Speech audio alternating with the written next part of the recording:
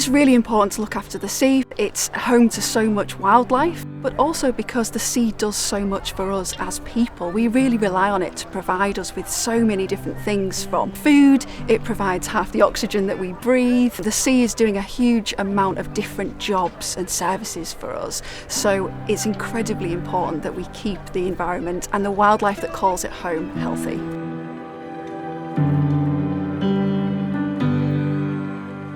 Flamborough is a European marine site protected for its breeding seabirds, its sea caves and the chalk reef.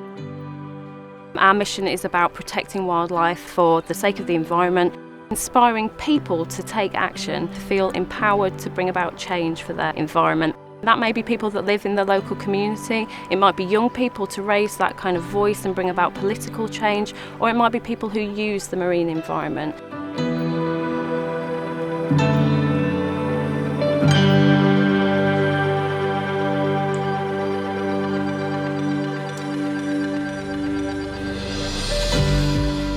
The North Sea Advocacy Project began because there was a real gap in protection for our marine wildlife.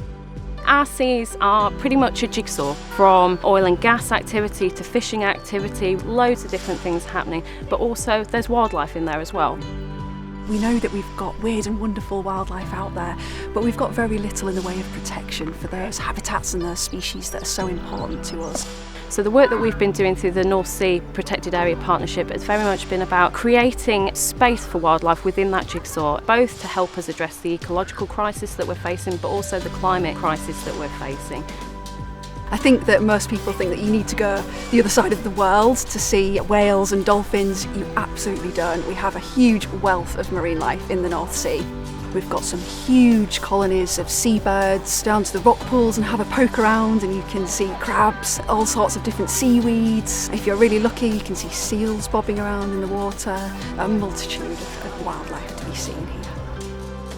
Over the next few years, we're really hoping to develop a strategy that we can take forward that helps us to better spatially plan activities at sea and to work with people and citizen scientists, in particular volunteers, to collect data and understand the impacts that we have on our sea and how we can address them for the future. And we're also thinking about the wider sea area as well. What do we need to see happen to make sure that the whole of the sea is managed for people and for wildlife?